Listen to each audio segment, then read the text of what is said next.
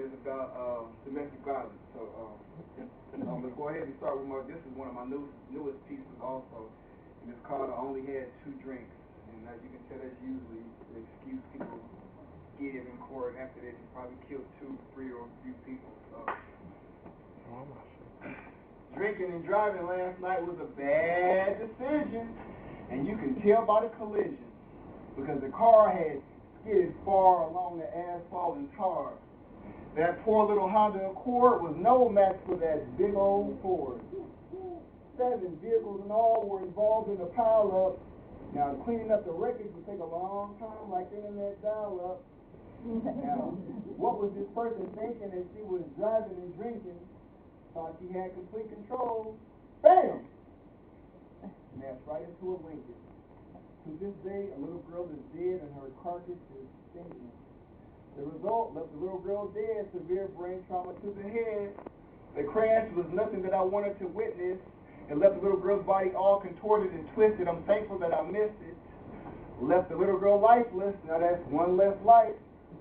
The crash killed her mother too, and now that's one less wife. Now, like Macaulay Culkin, the husband is all home alone. Now, next week he's going to have to be brave because he's taking his family to the grave. The severity of their injuries made it impossible for the doctors to save. Now, as soon as you ran that red light, you crashed into that car with more than just your front headlight, but you don't care because you ain't the one dead, right? I only had a couple of drinks. Remember, now that's what you said, right? Well, a good attorney's going to cost a lot of money, so I hope you got your bread right. I only had a couple of drinks. Your Honor, I only had a couple of drinks.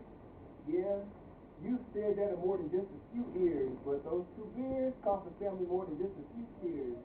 And in jail, you might spend more than just a few years.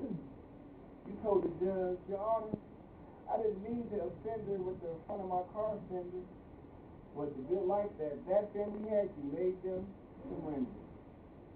You destroyed the life of a good wife and a future child star with the front end of your car.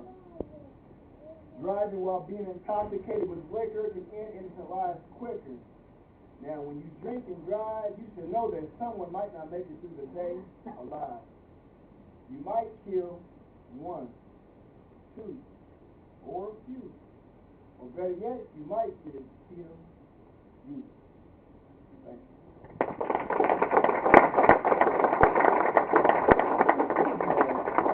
The next piece is called A House Without Christ. Is a house in a crisis. Man, I don't want to go home. Can I go over my friend Jerome? Because over there's no tears, there's no fear, there's no hollering in my ears. Over there, ain't nobody tossing chairs. Over there, Mama, their whole family eats at the table, and they got cable. All right. Grab your tissues and listen to some of my family issues, because the other day, and I'm kind of embarrassed to say, I heard my mom screaming at my dad, and naturally my dad, he got mad, and my dad, he hit my mom, and she didn't get up. Now my little sister was crying and hollering, and he told her to shut up. Now the cops came, banging on the door, and my mama, she covered everything up. And I'm like, Mama, what? Man, my mama can't even cry out of her left eye, and TLC can't help it because when he hear it, even I felt it. Now, as I was saying, my mama can't even cry out of her left eye. Now, the cops asked my mama what happened, and my mama just lied. And I'm like, man, Mama, what's up? You love my daddy that much? Why don't you take off those shades and show the officers that bruise that he made? Mama, when is this abuse going to end? Mama, I get tired of spinning out over your friends. Mama, you need to leave him alone before you end up buried. There's no holy matrimony between y'all. Mama, y'all should have never got married. Now you suffering from a head-on collision with your stay with him decision, because I can remember when you was diving and striving to get to know God, and my daddy, he wasn't even coming to church. Now, just from that, Mama, y'all was unevenly yoked. Now, Mama, you getting choked. you got my mind in a state of confusion because you suffer from all kinds of contusions and severe bruises, and every time y'all fight, you always seem to be the one that's losing. Now, I'm really getting scared because your hearing is impaired. Your loss of memory retention should have got your attention. And did I forget to mention that I don't like the way that y'all was arguing back and forth today? Mama, could you please argue with him, because you know every time he gets all fired up, your jaw is all wired up.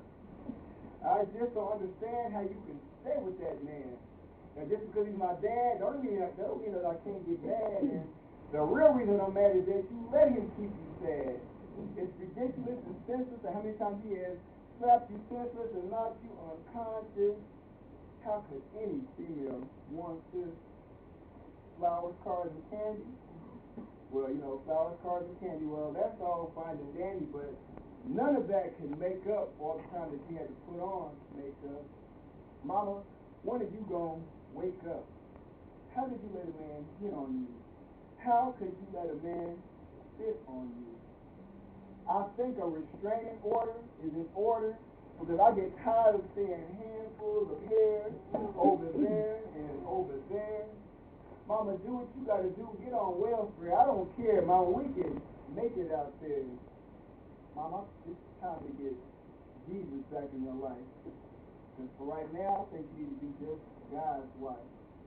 But as for my daddy, if he don't repent, Mama, then you need to leave him alone. Mama, let's go out there and get our own home. Because the reason why, if you don't, Mama, you just might die. Thank you.